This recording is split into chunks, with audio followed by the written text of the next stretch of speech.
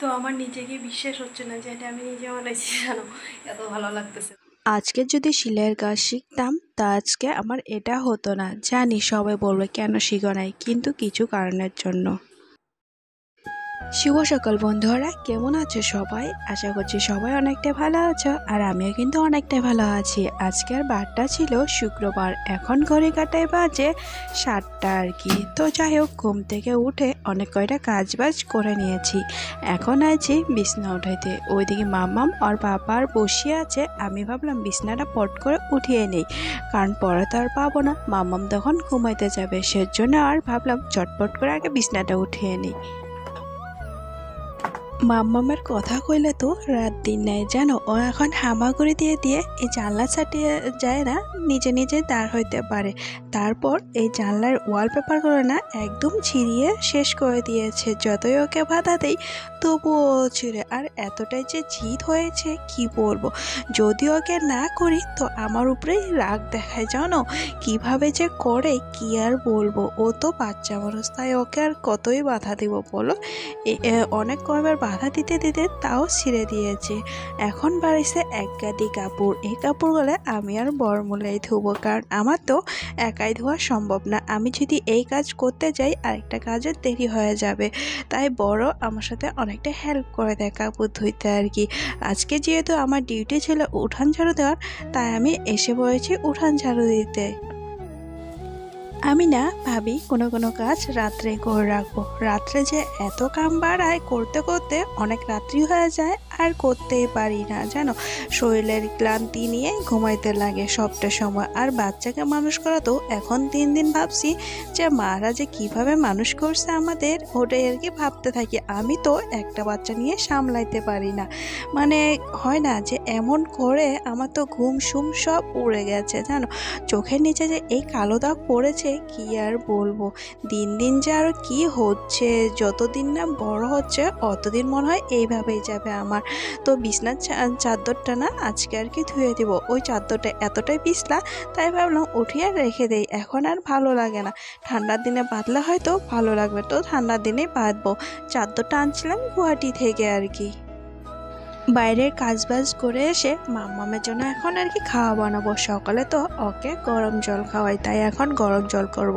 ভালো করে বাসন টাসন ধুয়ে আবার গরম জল দিয়ে ধুয়ে নিব আর কি। ওকে গরম জলের সাথে দুটো আর কি বিস্কুট দিয়ে খাওয়ার জন্য।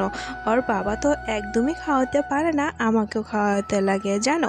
খাইতে খাইতে 1 ঘন্টা, ওর তো 1 ঘন্টার মতন টাইম লাগে এই জল বিস্কুট কি যে কোনো খাওয়াইলেই।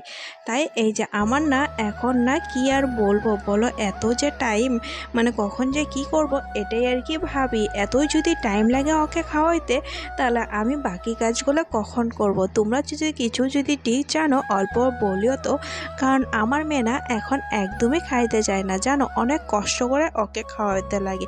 তবুও যদি খায়, একবার যদি খায় তো আরেকবার খাইতেই চায় না, অনেক কষ্ট।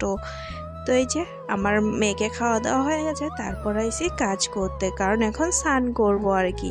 এই যে মেয়েকে খাইয়ে দিয়ে মানে পরিষ্কার করে দিয়েছি, কারণ রাত্রের কাপড় ওকে পাল্টাই দিই আর কি খাওয়ানোর পর। ও তো খাইলে পরে পুরো শরীর একদম ভরিয়ে দেয়, তাই এই যে খাওয়ানোর পরে আর কি রাত্রের কাপড় বদলাই দিই। সকালে তোর বাবা এমনি ঘুরিয়ে নিয়ে আসে আর কি রাস্তা থেকে। মাম্মামের যদি চুলগুলো বড় হয়ে যায় তাই একটা টিক্কি বেঁধে দেই।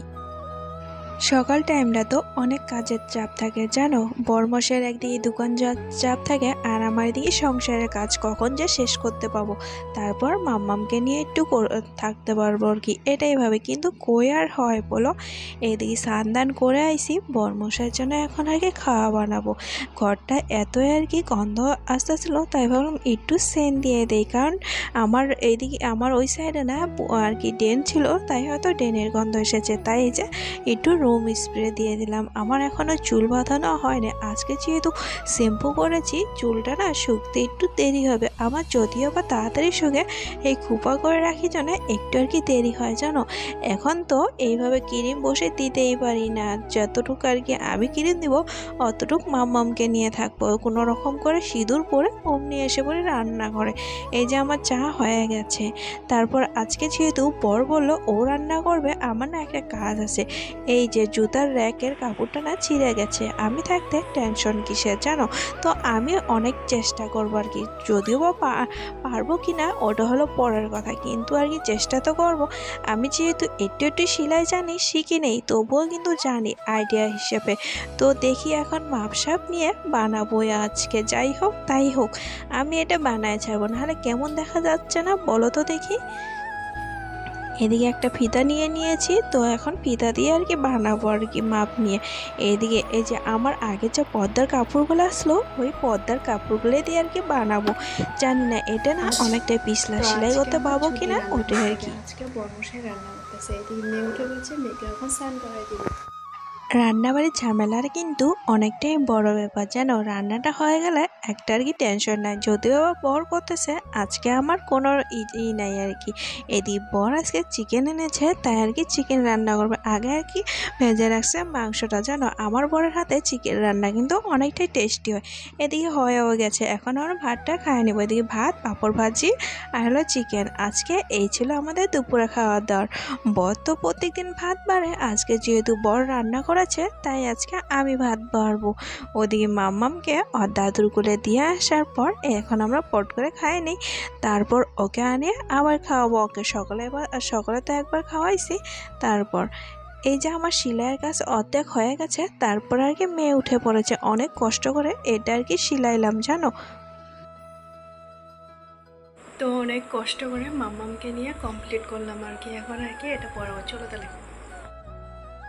আগেরটা হলো লাগায়ে দেখলাম যে ঠিকঠাক হয়েছে কিনা, এখন পুরোপুরি ঠিকঠাক করে এখন আর কি বাঁধবো আর কি ওটা আর কি।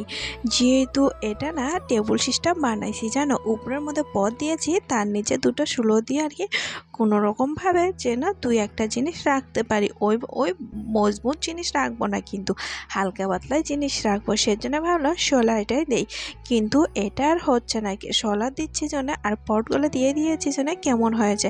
তাও আবার কি পশট করে সব কিছু বার করার পর এখন না পুরো টিপটা হয়ে যায়। দেখতে পাচ্ছ কতটা সুন্দর হয়েছে কিন্তু। আমি নিজে বানাইছি জানো, এত ভালো লাগতেছে দেখে।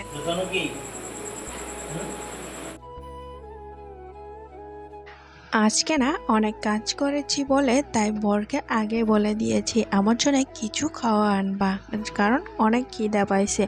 বর নাকি আসার টাইমে কোনো কিছুই পায় নাই, তাই সিঙ্গারা আর কচুর এনেছে। আমি তো সিঙ্গারা কচুর অত একটা খাই না, আর খিদার বেটা খাচ্ছি, অনেকটা কিন্তু টেস্টি লাগতেছে জানো। এতটাই খিদা পাইছিল, খিদা পাইলে না মাথা কোনো কাম করে না। যেহেতু মাম্মাম আসে তাই আর কি আমার খিদাটা না অনেকটাই পায় জানো। মাম্মামকে সামলাতে সামলাতে আমার তো বারবার এখন খিদা পায়। তো এই যে সিঙ্গারা আর কচুরি খাচ্ছি, চাটনিটা কিন্তু অনেকটাই ঝাল ছিল। কচুরি খাই না, অল্পটু খাওয়ার পরে বড়ের জন্য আর কি রেখে দিয়েছি আমি।